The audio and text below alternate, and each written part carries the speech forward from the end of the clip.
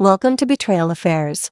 In today's story, you'll hear the confession of a woman whose life was changed forever by one reckless night, and the echo of choices she can never take back.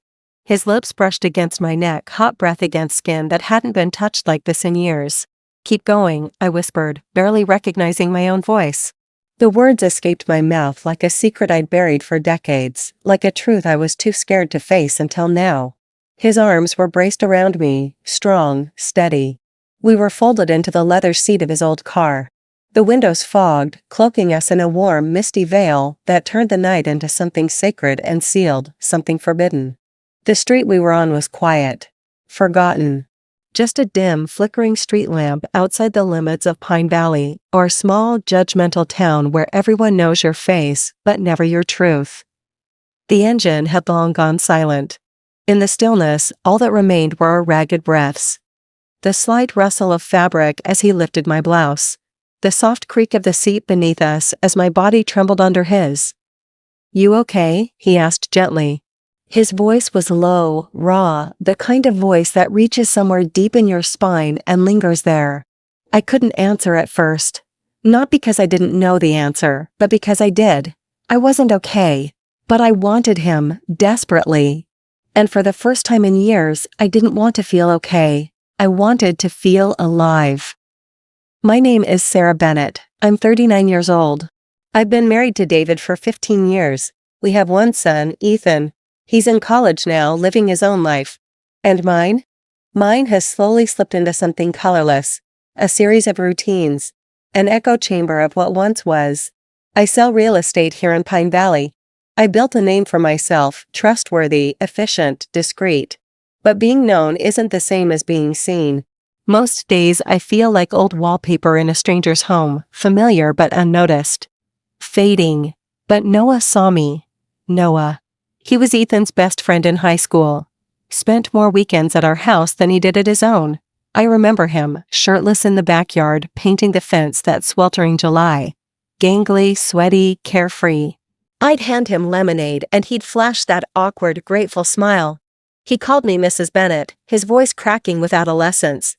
He left for college and came back a man, 21 now, helping his dad run a landscaping business. His pickup truck beat up and loud, his jeans stained from work, his skin sun-worn. I hadn't thought about him, not really, until I saw the way he looked at me.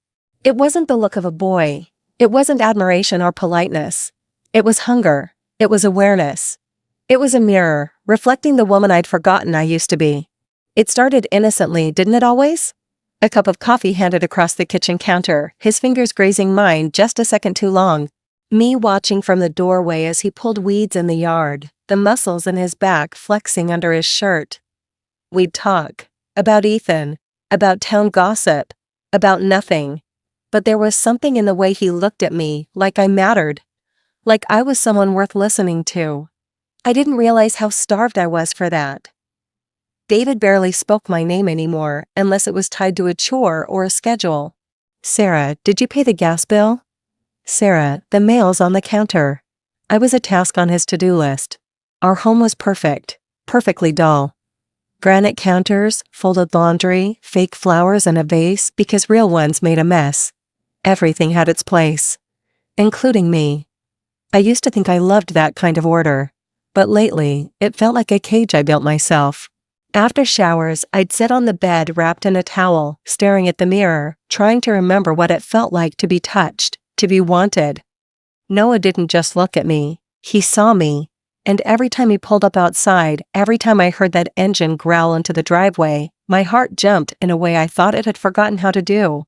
I started doing little things without even realizing. Brushing my hair differently. Putting on a shade of lipstick I hadn't worn since my 20s. I caught myself smiling more, laughing even. It scared me. Then came the texts. Short, random, innocent. A meme, a photo of a sunset, a comment on a song. Then one night, while I was folding David's shirts in silence, my phone buzzed. "Do you ever feel like you've disappeared?" I stared at it for 10 minutes, holding my breath. Then I typed back. Every single day. He started calling me Sarah after that. No more Mrs. Bennett. No more formality. Just Sarah. A woman again. Not just a role. Not a title. One night, David flew to Denver for a real estate conference. I was alone. The house felt bigger than usual, the silence louder. Noah texted to say he'd check the gutters after the storm. He didn't need to, but I told him where the spare key was anyway. Under the ceramic frog by the back door. Like always. I heard him come in, the rain still pounding on the roof. I walked into the garage and found him standing there, soaked, shirt sticking to his chest, water dripping from his hair. His hands gripped the workbench like he needed to ground himself. "You're drenched," I said, reaching for a towel. "So are you," he whispered, even though I wasn't. But maybe he wasn't talking about the rain. I stepped closer, we both did, like magnets. No words. Just tension so thick it was almost violent. He hesitated. "Is this wrong?" I didn't answer with words. I leaned in, brushing his lips with mine. His kiss was tender, almost fearful.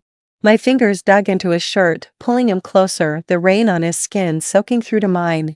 He pressed me back against the workbench. His hands slid up under my blouse, rough palms on soft skin. I shivered, not from cold, but from being felt again. My name fell from his lips like a secret, and I whispered his like a prayer I wasn't sure I believed in. "We don't have to," he said. "I know what I'm doing," I lied. And we didn't stop. When it was over, we sat in silence. His head on my shoulder, my breath ragged.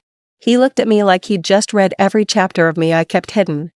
"I won't pretend this didn't happen," he said. I just nodded. I didn't want him to. After he left, I returned to the quiet house. Everything looked the same, but nothing felt the same. I was a woman with a secret now. Sarah. Even the name felt unfamiliar. Dangerous. Alive. David didn't notice a thing. He never did. But the silence grew heavier. I found myself craving Noah's texts more than food. He'd say, "You okay today?" And I'd lie. Just tired. But he knew. Every glance became a risk. Every hallway passed electric. I avoided the garage, the workbench. Too many ghosts lived there now. David casually mentioned one night that Noah seemed off. Said he looked distracted. I nearly choked on my wine. The walls were closing in. Noah stopped coming around. No more coffee. No more ladders. He left a wrench behind. That was it. His final goodbye. I saw him at the store weeks later. His earbuds in. Reaching for a carton of milk. He didn't look at me. Maybe he didn't see me. Maybe he chose not to. I stood frozen in the freezer aisle, heartbreaking, and let him walk away. Then one rainy evening, I found him in the guest room. I don't know how he got in. He was staring at an old photo of me from years ago, hair sunlit, face free, smiling like life hadn't dulled me yet. "I don't know how to be around you anymore," he said softly. "Then don't," I replied, voice trembling. He looked at me, eyes filled with something I couldn't name. "Is that what you really want?" he asked. I didn't answer. I couldn't. I walked out of the room and left a piece of myself behind with him. A week later, David noticed the guest room door slightly open. "Anything wrong?" he asked. "No," I lied. "Just forgot to close it." But my throat was on fire. Noah never came back. The toolbox stayed in our garage like an unfinished sentence. I saw him one last time, reaching into a frozen shelf just like before. He didn't see me. I didn't speak. We let the silence decide for us. Back home, I stood by the bedroom window waiting, hoping for headlights, hoping for that old, battered pickup. Nothing. Just darkness. I whispered to the emptiness, "I'm not sorry," and I wasn't. The guilt was real, but so was the spark, the ache, the waking. I closed the curtain slowly. The woman who returned to that cold, perfect bed wasn't the same one who had once sat wrapped in towels, wondering if anyone still saw her. I was someone new now. Seen. Desired. Scarred. But finally, alive. And no matter what happened next, I would never forget the night he made me remember who I was.